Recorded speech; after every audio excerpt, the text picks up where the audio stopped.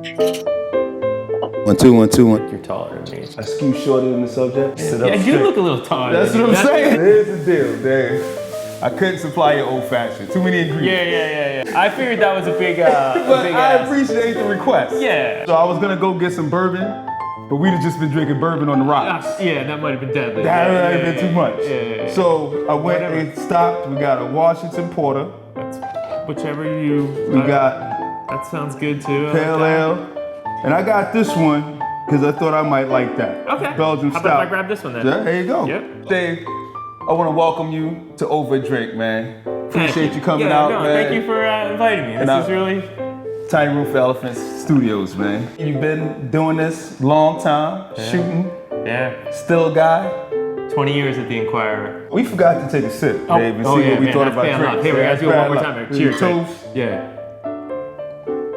You didn't go straight to the Inquirer from school. No. What'd you do in between? So I got an internship for a newspaper out in the center part of Pennsylvania in Bloomsburg. It was called the Press Enterprise. But in my mind, I always wanted to come back to Philadelphia. Gotcha. I loved Philly, grew up in Philly. It was a place that I idolized the photographers that were at the Inquirer and the Daily News. And, over the years, I just wanted to be, working in Philadelphia. Was photography something you had always been into, or did you pick that up in school? Looking back to the things I connected with as a kid, it was like I was always looking at pictures. My mom thought I was the brightest kid. I would sit on our front stoop in Philly and I'd just look through the encyclopedia and just page through every issue of the encyclopedia that we had. And my neighbor, one time I heard her say, like, hey, your son's gonna be a smart one.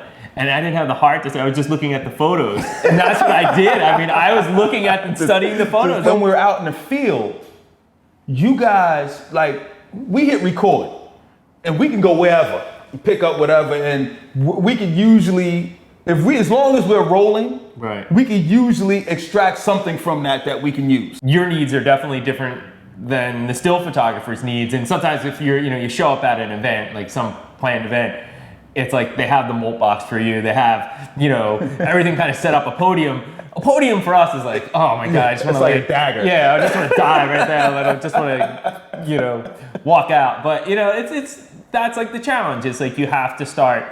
And I think the really, creative photographers and the work that I respect is they pull an interesting photo out of something that doesn't really have a lot of visual potential. I always feel like the Philly market is a very cooperative market as far as, the still photographers. Everybody gets it. It's like, you need something, we need something, let's all get along here and we'll get it. We can all make it happen. Let's not fight over something that's not worth We're not in fighting the game over. trying to beat each other. Yeah. No, Sometimes. Well, right. I mean, we all want to be a little better. We all want to be a little better than the other person, but it's like, we don't want the other person not to have anything. Correct. I don't want you to not get it. I just want a little bit more than what you got. Exactly. That's fair. That's fair, right? The first time you seen your work published, what kind of feeling was that, man? I was at Temple University as a student, and I was working for the school paper. There was a fire at I think it was the Yorktown Inn in the suburbs, just right outside of Philly. It was close to where I lived. And I dashed out there, made some pictures, called the Daily News, and said, hey, I got some early pictures of the fire. Are you interested? And I went in, and there was a seasoned, old timer there, Elwood P. Smith, Smitty, best photographer, got to know him later. But in that moment, I go into the darkroom with him, and he's printing my photograph. They were still making prints back then, so we're in the darkroom, he's printing the photo, and I'm looking at it, I'm like, I would make that area a little darker. And I'm telling this guy who's got been doing 50 years of experience, and some guy from college is telling him you need to darken this down. He just looked at me like, no, that's not gonna work. He didn't hear words you were saying. The next day they published the photo, and that was something it made me feel proud that I had a photograph in a newspaper that I was, always looking at, kind of, along the way as I tried to progress with my career. I seen a book on this little town, and it said it was your photos. What's the name of it again? Lutzara, Another Look is the name of the book. And the town is this little town in the northern part of Italy. American photographer Paul Strand, he's this famous American photographer, and photographed this town in 53. I had this idea of like going back to visit this town 60 years later, with not the idea of doing a book at that time. It was just more of like, it was something that was interesting and you know, something that I thought like was fun to photograph. You know, it turned out that the work that I did there was a foundation in the town that supports the arts, and they were like, look, we want to do a book, and you know, so we partnered up, and it was really a great experience. What we do, it's something that we leave behind. The work that I do for the newspaper, the book, that stuff hopefully will remain, and hopefully people will look back at. Every day we're documenting something that happened that somebody may want to remember tomorrow. When I approach it from that perspective now, as much as I want to give you a great story, and as much as let me rephrase it. As much as I want to give you great pictures, I also want to give you a great story, because I feel like if somebody comes back and looks at this 10 years, 15 years, 20 years from now, I want them to be able to sit down and look at my work and be like, wow, this guy really put in some work with what he was doing, man. Right. Because we're in the business that we're in, we do think about that, and we do think about what it means to have something that hopefully will last, and hopefully people will look back on. Early 2000s, mid 2000s, when it was looking like newspapers was about to go the way of the dinosaur, man. And I remember seeing you guys out there protesting and fighting and, you know, trying to hold on, man. And you know, and back then I'm like, dude, there's some good shooters, there's some good writers, there's some good, you know what I mean, editors. That what we do is what we do, man. If this goes away, what do we do? Yeah, I think that's like,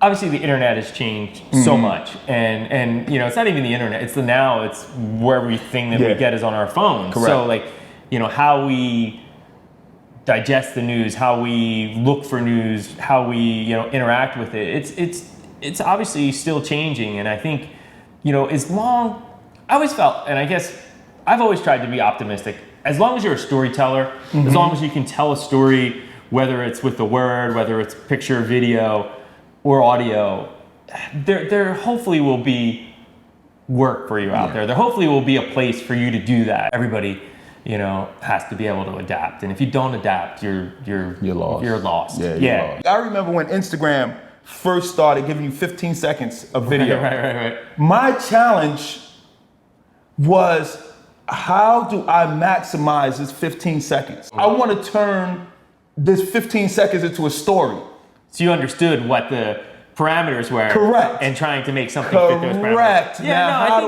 Correct. I think that's important, that you're adapting to what was there. What we face today, probably, you know, and I know you guys are, you know, in the same boat, is like how quickly we have to work. Yeah. You know, and I think that sometimes is the hardest thing, because the quicker you work, there's a chance that you're going to make a mistake, and you're going to do something you would not normally do. Correct. And that's the only frustrating thing. It's like, we need this now, ASAP. Because we're always working under time constraints.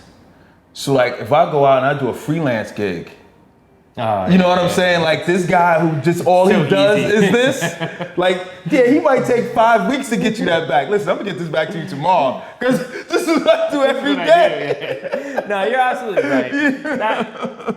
There's like, you know, a few jobs that probably require the, you know, the amount of like quick thinking, reaction, you know, in the moment, going with the flow, not, you know, getting flustered when things are, you know, correct, crazy around you. So I think if you could do this job, I think there's a lot of things you can handle. Except for weddings. I won't do weddings. I don't do weddings either. Yeah, because they're frustrated.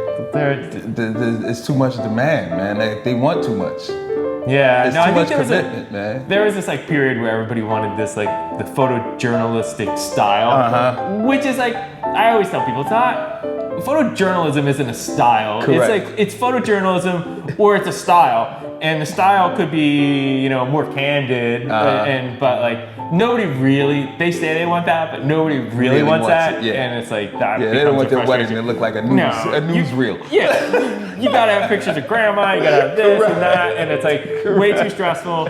I think there are amazing wedding photographers out There's there. some super good ones. Yeah, and they earn every dollar they get, dude. and they can have it. Yeah, I'm just saying. I turn them down all day long, man. I'll push them off to somebody else. I don't want to shoot no weddings, man. Yeah, I like to agree get with in you. and out. I like to. It's a happy moment in someone's, people's lives, but You don't need my grumpy ass there in your happy moment. But Dan, this is my last sip, All bro. right, man. So we gonna Cheers. Yeah, it's my last. one more toast. Finish the drink and wrap up the interview, brother. That's how we do it. Over 3. Great. Thank you. This is Thank great. you, man. Yeah, no, Appreciate really. you Thank you for hanging asking out, that. Yeah. man. It was enjoyable.